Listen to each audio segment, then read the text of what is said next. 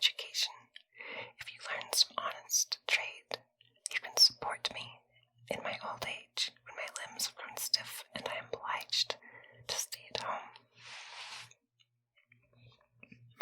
Then the boy went to a high school and learned diligently so that his masters praised him, and he remained there a long time. When he had worked through 2 classes, but was still not yet perfect in everything, the little pittance which the father had earned was all spent, and the boy was obliged to return home to him. "Ah," said the father sorrowfully, "I can give you no more, and in these hard times I cannot earn a farthing more than will suffice for our daily bread." "Dear father," answered the son, "don't trouble yourself about it. If it is God's will, it will turn to my advantage. I shall soon accustom myself to it." When the father wanted to go into the forest to earn money by helping to pile and stack wood and also chop it, the son said, "I will go with you and help you." "Nay, my son," said the father, "that would be hard for you. You are not accustomed to rough work and will not be able to bear it. Besides, I have only 1 axe and no money left to buy another." "Just go to the neighbor," answered the son. "He will lend you his axe until I have earned one for myself." The father then borrowed an axe of the neighbor, and next morning at break of day they went out into the forest together. The son helped his father and was quite merry and brisk about it.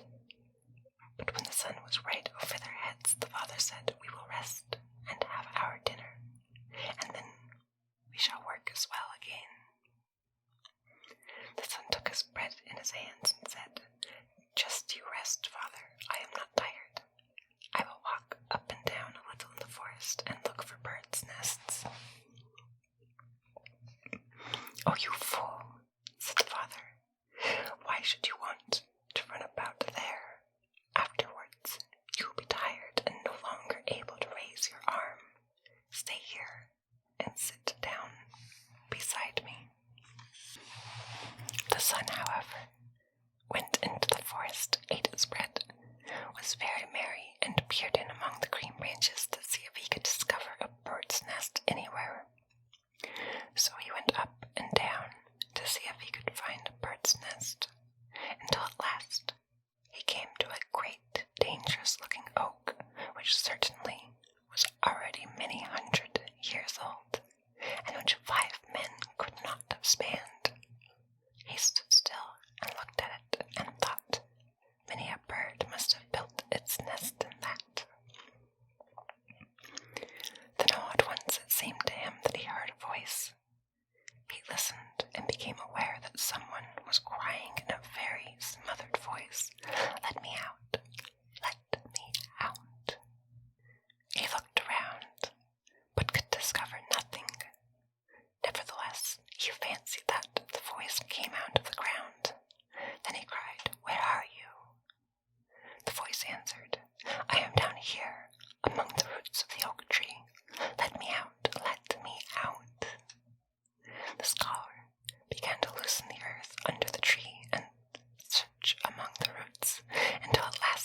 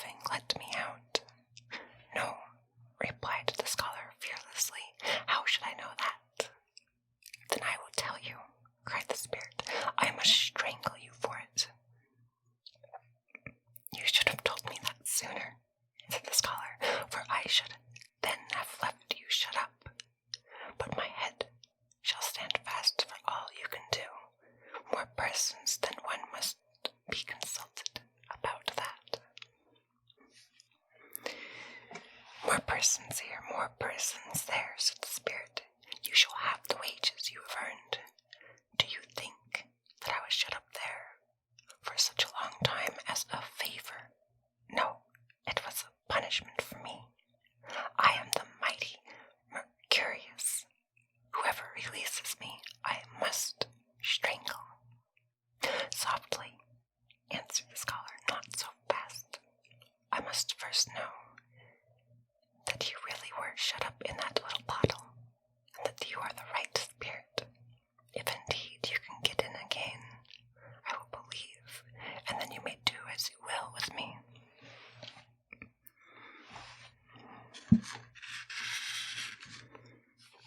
The spirit said haughtily, that is a very trifling feat, drew himself together and made himself as small and slender as he had been at first, so that he crept through the same opening and right through the neck of the bottle and again. Scarcely was he inside than the scholar thrust the cork he had drawn back into the bottle and threw it among the roots of the oak into its old place, and the spirit was betrayed. And now the scholar was about to return to his father, but the spirit cried very piteously, "Ah, do let me out! Ah, do let me out!" "No," answered the scholar, "not a second time. He who has once tried to take my life shall not be set free by me, now that I have caught him again." "If you will set me free," said the spirit, "I will give you so much that you will have plenty all the days of your life." "No," answered the boy, "you would cheat me as you did the first time." "You are playing away with your own good luck," said the spirit. "I will do you no harm, but will reward you richly." The scholar thought, "I will venture it. Perhaps he will keep his word, and anyhow, he shall not get the better of me." Then he took out the cork, and the spirit rose up from the bottle, as he had done before, stretched himself out, and became as big as a giant. "Now you shall have your reward," said he, and handed the scholar a little bag, just like a plaster, and said, "If you spread one end of this over a wound, it will heal. And if you rub steel or iron with the other end, it will be changed into silver." "I must just try that," said the scholar, and went to a tree, tore off the bark with his axe, and rubbed it with one end of the plaster. It immediately closed together and was healed. "Now it is all right," he said to the spirit, "and we can part." The spirit thanked him for his release, and the boy thanked the spirit for his present, and went back to his father. "Where have you been racing about?" said the father.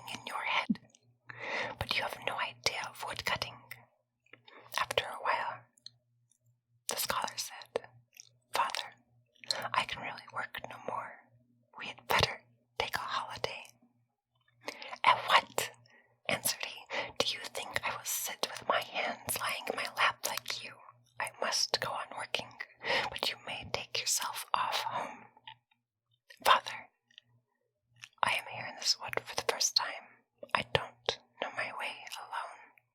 Do go with me."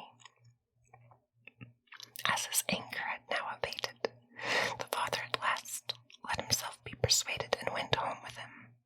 Then he said to the son, "Go and sell your damaged axe and see what you can get for it, and I must earn the difference in order to pay the neighbor."